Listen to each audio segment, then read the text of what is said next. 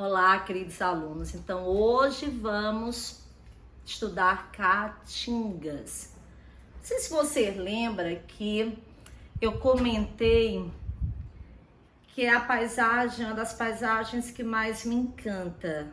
Pela sua complexidade, eu acho, pelo povo do sertão, sabe, pela alma sertaneja, pela cultura. As caatingas são especiais, são áreas de exceção, por inúmeros elementos naturais, por inúmeros elementos sociais. Uma área de exceção, caatingas. As caatingas, é incrível como as pessoas têm um estereótipo bem distorcido.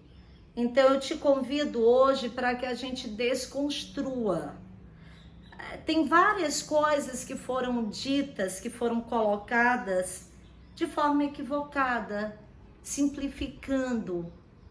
Não que a simplicidade não seja legal, me entenda, mas as caatingas são muito complexas, são extraordinariamente ricas.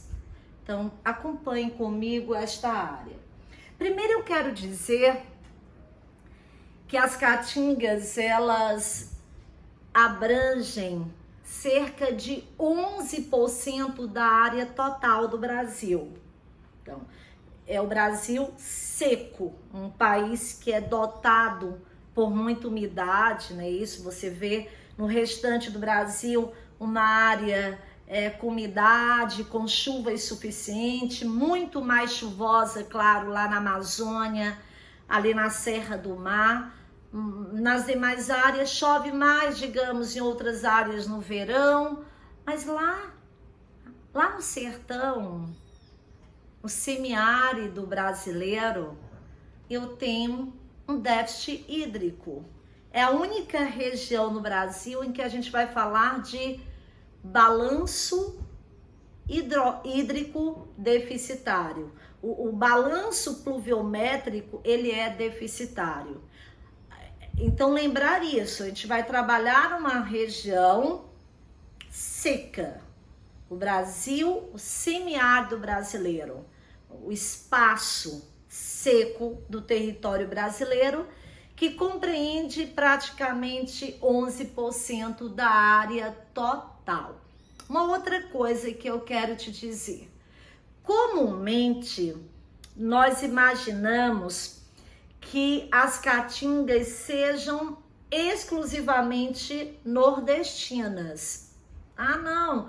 Caatingas é emblemático para falar do Nordeste. Sim, concordo, e muito nos orgulhamos, nordestinos, de termos essa grande área, esse grande bioma, que é o bioma das caatingas.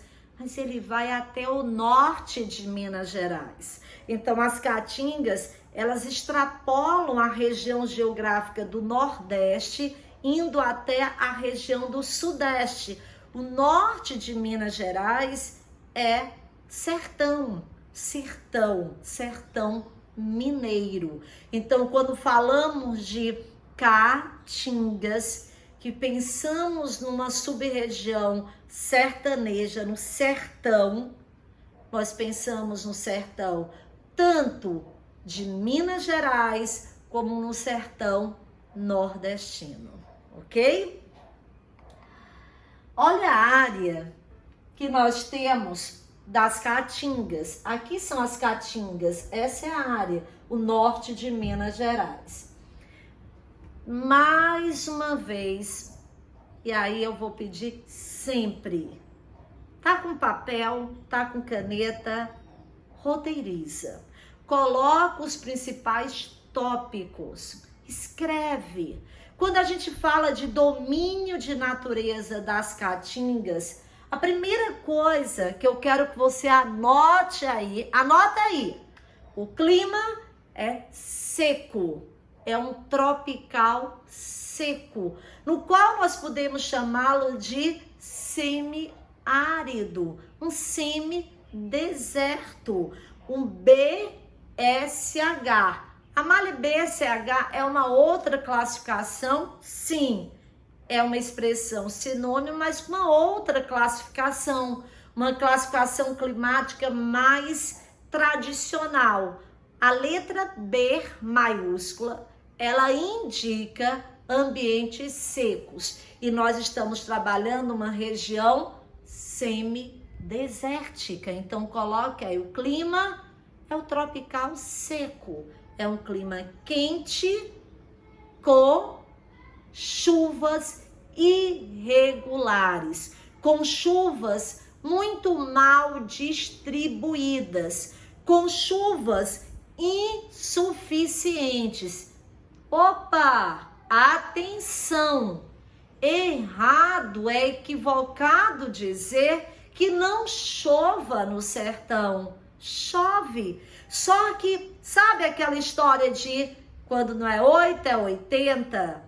É o sertão.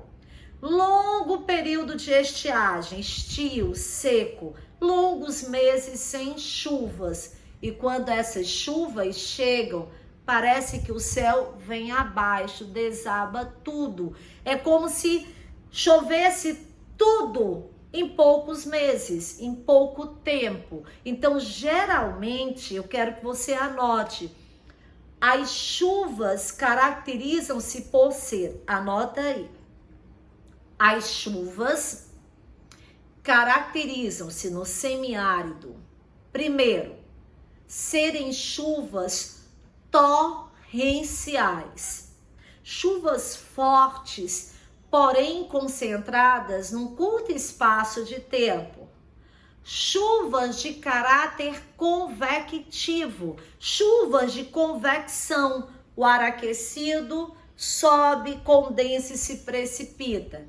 Então, as chuvas são, primeiro, são chuvas torrenciais, são chuvas convectivas e são chuvas irregulares, ou seja, chuvas mal distribuídas e são insuficientes, geralmente inferior, são chuvas onde o índice, o volume é inferior a 800 milímetros anual de chuvas. Em algumas regiões chove 300, 400 milímetros, em outras 500, 600. Então há uma grande variedade no índice pluviométrico. Então não é uniforme, vai variar muito o índice de chuvas, mas geralmente inferior a 800 milímetros no decorrer do ano. Aí eu quero que você anote também o seguinte: as chuvas decorrem de quê? Quando chove, chove devido a quais sistemas atmosféricos? Primeiro, coloque aí a zona de convergência intertropical. A zona de convergência intertropical, ela provoca chuvas e muitas vezes com trovoadas no sertão nordestino. Chuvas pesadas, aguaceiros pesados. E também, olha que legal, a Amazônia. A floresta amazônica faz chover também sobre o sertão. Ok. Os solos são rasos. Coloque aí, os solos das caatingas são solos pouco desenvolvidos. Litólicos é um litor, solo lítico de pedregoso, de solo incompleto, neossolo. Então, se eu tenho um solo raso e pedregoso, é porque nesta área, e é a única área no Brasil que predomina o intemperismo físico, nesta área predomina o intemperismo físico, a meteorização mecânica, a fragmentação da rocha é maior do que a decomposição, já que é um ambiente seco, certo? O relevo. Então, nós estamos fazendo aquela primeira parte para que você seja desafiado a construir um mapa conceitual sobre as caatingas. Você coloca caatingas, coloca cartazes bem bonitinho e vai falando ali todos esses aspectos estão muito integrados.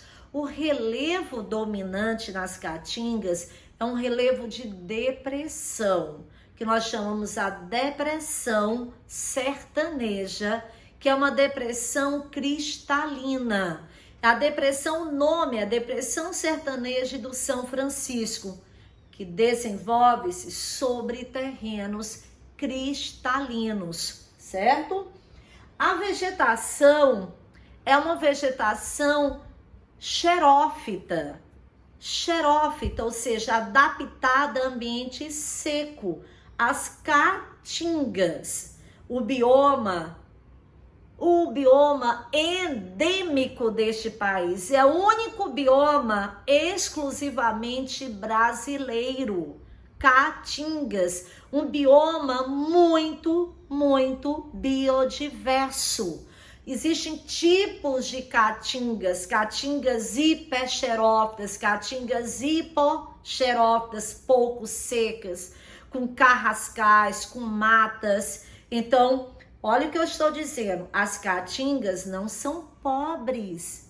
Acaba com aquela ideia de que, não, tem mais cactáceas, então é muito espaço, os solos são muito desnudos. Isso se o tipo for hiperxerófita, mas existem caatingas hipoxerófitas, pouco seca. Então, nós estamos falando de um bioma rico, de um bioma que possui plantas mais arbustivas, de médio porte, que possui árvores frutíferas. Quem aqui você já provou uma siriguela, cajá, umbu, tamarineiro, o juazeiro?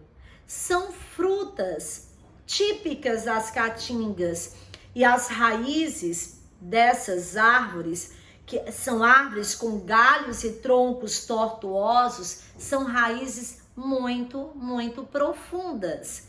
Então vejam que legal, aqui nas caatingas, nessa vegetação caatingas, mata branca, a expressão tupi-guarani, mata branca. Nas caatingas, as árvores perdem as folhas, perdem exatamente por uma questão estratégica de sobreviver, de poupar energia, de diminuir a superfície a ser evaporada, a evapotranspiração. Então liberam as folhas. Liberando as folhas, as plantas resistem muito. E olha o que eu te digo, eu já tive várias experiências. Quando viajo para o interior daqui, digamos de Pernambuco para o Piauí, eu saio, aí passo. Na ida tá tudo seco, na volta choveu pouco, mas as poucas chuvas, elas trarão o verde, as folhas pequenas, de textura grosseira, coriáceas, rebrotam rapidamente. Então, é incrível, é um verdadeiro milagre, o poder de adaptação das plantas que nós encontramos compondo esse bioma endêmico do Brasil, as caatingas.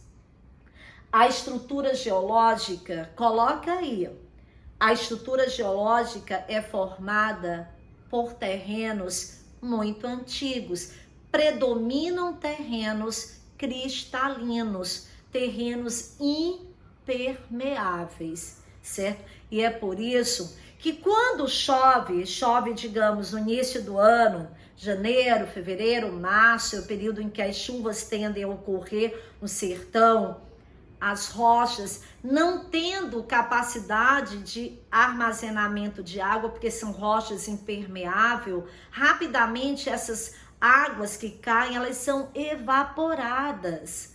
Então nós não vamos ter aquíferos nessa região, não é uma região onde eu possa ter, olha, não tem água na superfície, mas tem água no subsolo. Infelizmente, não. O sertanejo, ele é duplamente, vamos dizer, penalizado, Primeiro, com a condição climática de ter chuvas mal distribuídas. Segundo, porque as rochas, o subsolo não tem grandes rochas, não possuem uma grande área armazenadora de águas. As rochas não são porosas, não são sedimentares, então eu tenho um baixo potencial de águas subterrâneas. E o domínio das caatingas, eu quero dizer que é um domínio que você vai colocar essa palavra. Ele é azonal. Ele é azonal porque, apesar de estar muito próximo ao Equador, ele contrasta com as baixas latitudes. Azonal, ele nega, o A é de negação, ele nega a zona climática que pertence, porque é uma área próxima ao Equador, mas é uma área seca. E se você me perguntar, mas Amália, por que eu tenho uma região seca aí? Sabe por quê? Devido a um anticiclone subtropical lá do Atlântico Norte. A causa da semiaridez é exógena, é bem distante do nosso país. Não tem nada a ver com o Planalto. Olha o Planalto da Borborema. A Borborema eu aprendi durante muito tempo, vocês podem pensar que era a causa da semiaridez. Não. Vamos implodir a Borborema. Vamos fazer um teste. Vamos pensar. Pois implodir o Planalto, os ventos passam. Não. Não é isso. O nosso sertão, ele tem essa condição de semiaridez por uma questão atmosférica. Altas pressões dominam, estão sobre essa nossa região. Se são altas pressões, aqui eu posso falar da questão dos contralísios, eu posso falar da massa tépida calariana que vem lá da região sudoeste da África. Então, vários fatores que sim, conjugados, determinam essa região ser muito quente e ser muito seca, as caatingas brasileiras. Então, ela é azonal. Então, essa primeira parte, lembra, é a parte onde eu faço toda uma apresentação e agora mais imagens. Então, aqui é uma imagem de satélite com uma área delimitada, predomínio do Nordeste e vai até o norte de Minas Gerais. E aqui eu tenho o pluviograma. Vejam como as colunas de chuvas são baixas. Olha como o índice de chuvas ele é insuficiente. É um clima quente e seco. E aqui uma imagem que ela reforça a característica de uma vegetação hiperxerófita. Vejam, muito mais um terreno pedregoso com tipos de cactáceas. Aqui, um dos municípios mais secos do Brasil, acredito que seja o mais seco, na Paraíba, Cabaceiras, no interior da Paraíba, no sertão paraibano, uma região muito seca, com índice cerca de 300 a 400 milímetros por ano. E aqui essa imagem, eu acho ela linda, porque ela fala exatamente dessa questão de matas. Vejam que é uma área aqui mais arbustiva e arbórea, e aqui dá o nome caatingas, matas brancas, essa coloração cinza, né? Isso, período de seco, fica cinza aí. Olha o que eu coloquei, vou parar só um pouquinho para tomar água. Nessa imagem, nós temos nuvens carregadas. Olha só, o verde aqui do cercado, nuvens carregadas, e essa chuva, provavelmente, pela imagem que eu peguei, ela é decorrente da zona de convergência intertropical. Então, nesse dia ocorreram muitos trovões, muitos relâmpagos no sertão, assustando o sertanejo aí. Então, a imagem aqui, a cerca, não é isso? As cercas, eu costumo dizer que o grande desafio do sertão, o grande problema não é a seca, não é a falta d'água. Quando a gente pensa no sertão, no aspecto social, bolsão de miséria no Brasil, o grande problema é a cerca. é a estrutura fundiária concentrada, é a perversa concentração de terras, de renda e de poder. Pense nisso. O problema maior não é a seca, e sim a cerca. As grandes propriedades, o latifúndio improdutivo, o latifúndio ocioso que nós temos em grandes áreas aqui do nosso sertão.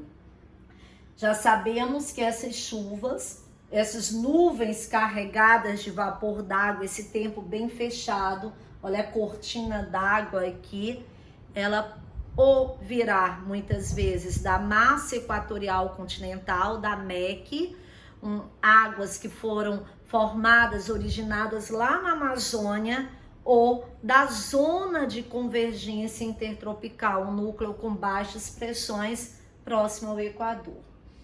Nossa, essa imagem ela é muito didática. Veja se está nítida aí para você. Aqui eu tenho o desenvolvimento do solo, das caatingas. Vejam que o solo é muito raso e muito pedregoso, um ambiente seco. Observe que a rocha matriz aqui é uma rocha, veja o R, eu tenho uma grande espessura, eu tenho uma área de alteração pequena.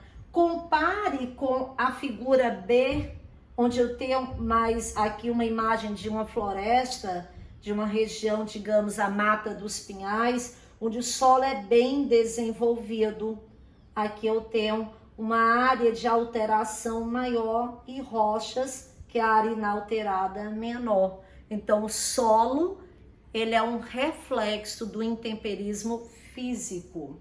Aqui a imagem das caatingas, o solo exposto, um solo que sofre grande erosão pluvial. A imagem do que nós chamamos o polígono da seca, período de estiagem. O governo federal libera verbas sem licitação para os municípios. Vejam, até o norte de Minas Gerais, são mais de 1000 municípios que estão inseridos numa área que nós chamamos a área de maior vulnerabilidade, a seca. E a seca é um fenômeno natural. A seca é um fenômeno da natureza.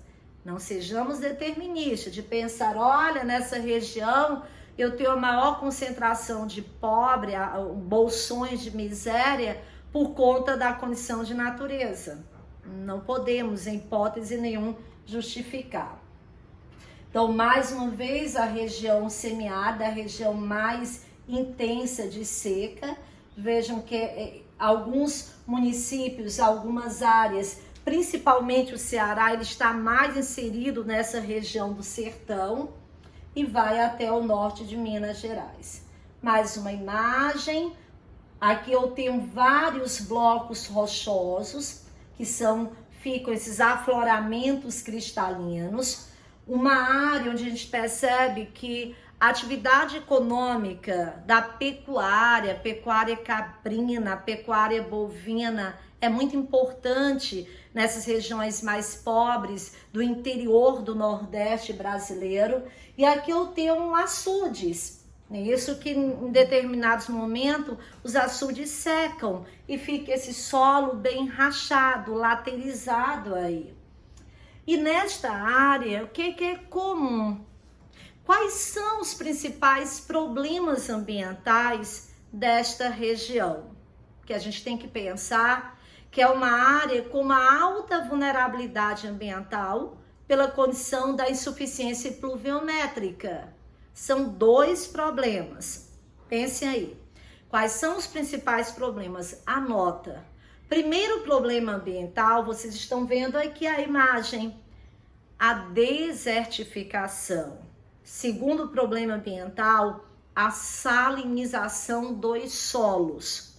Então, a desertificação que é a degradação profunda de terras, tornando os terrenos literalmente estéreis, improdutivos, provocando um grande êxodo, um êxodo rural, um empobrecimento maior das regiões. Aqui nada brota mais, é uma grande tristeza essas áreas bastante erodidas, desertificadas aí. E aqui eu quero lembrá-los que é a única área, lembra que eu falei que é uma área de exceção, é uma área diferente das demais. E uma outra diferença, além de ter a única região que tem um clima seco, de ser a única região que tem um bioma rico, é um bioma endêmico do Brasil, com características tão específicas, onde nós trabalhamos as condições de clima, de vegetação. Eu quero que você saiba que nesta área, ela é a única área do nosso país, anota isso, no qual a drenagem, ela é intermitente ou drenagem temporária. Amália, o que significa isso? Rios que secam. Os rios desaparecem porque eles se abastecem das águas das chuvas. O regime é um regime pluvial. Como é um regime pluvial semiárido e na maior parte do ano as chuvas não caem, os rios secam. Aqui eu tenho um leito de um rio seco. Vejam, leitos arenosos. As margens aqui mostrando ainda um pouco de vegetação, mas o rio secou. Os rios são intermitentes, são os rios que secam, que desaparecem. E lembrar que eu tenho um padrão de drenagem exorreica. Os rios terminam no mar, de forma direta ou indireta. Eu não tenho aqui uma drenagem arreica, é exo, para fora, externa. E eu coloquei essa imagem agro-sertão, para lembrar que mesmo sendo uma região com chuvas insuficientes, é possível que eu produza muito, produza alimentos de forma sustentável. Então, no vale médio do Rio São Francisco, que é o rio que sai lá de Minas Gerais e que vai, atravessa toda a Bahia, Pernambuco, Sergipe, Alagoas, atravessa, é o Rio do Sertão, é o Rio da Esperança, o Rio da Unidade Nacional, o Rio São Francisco. Esse rio, ele é muito explorado na produção de inúmeras frutas para exportação, como a uva, como a manga, como a acerola. Então nós temos um vale médio do Rio São Francisco, um polo econômico fruticultor para exportação. Mas, Amália, como se produz aí? Com uma tecnologia de irrigação por gotejamento. De origem judaica, essa tecnologia ela foi produzida lá em Israel. E nós compramos essa tecnologia, olha aqui, olha. Gotejamento, é o uso racional da água. Então, a gente, de gota a gota, não é isso? A gente não vai desperdiçar a água, que é uma imagem do canal do sertão, a gente vê os canais, e a gente observa que no médio vale do São Francisco, e também ali Juazeiro, Petrolina, aquela região, a fruticultura, a vitivinicultura, a produção de uvas, de vinhos, ela vem se desenvolvendo e é uma agricultura moderna, um sistema intensivo, muito mais voltado para exportação. E aqui eu coloquei, olha, a imagem, a área delimitada da bacia hidrográfica do Rio São Francisco, onde exatamente ocorre? Nessa região aqui, entre Pernambuco e Bahia, que aqui é o médio vale, então, fronteira Pernambuco e Bahia. E por último, nós vamos visualizar, eu quero que você observe bem, essa imagem é uma imagem onde eu tenho um relevo de depressão, a depressão sertaneja, sobre a depressão, esses morros isolados. Esse morro isolado é um morro testemunho de vários ciclos de erosão. Sabem como é que nós chamamos esse relevo que é típico do sertão? Fala aí. Lembrou? Inselberg. Vou repetir. Inselberg. Uma ilha de pedra. Então eu tenho aqui os inselbergs, que é um relevo, ou seja, é um elemento geomorfológico característico dessa região do sertão nordestino. Olha a imagem, veja esse morro isolado, geralmente um afloramento com granito ou com gneiss, numa área de sertão. Aqui eu tenho um projeto da transposição do São Francisco ainda em construção, que tem como objetivo perenizar riachos e rios, tanto do sertão como do agreste desses estados aqui, Pernambuco, Paraíba, Rio Grande do Norte e do Ceará. Então aqui são os dois pontos de captação desse grande projeto, provavelmente seja o maior projeto de engenharia em curso no Brasil, a transposição do São Francisco. Aqui o momento de seca nos últimos anos, de 2018, 2019, 2020, nós estamos tendo um período de chuvas, tá chovendo bem no sertão.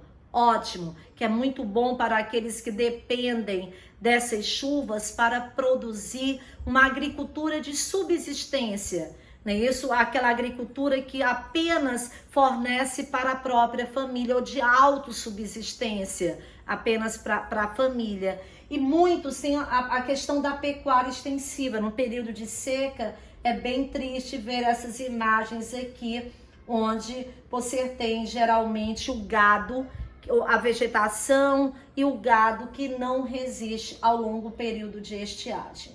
Ótimo. Então eu me despeço de vocês.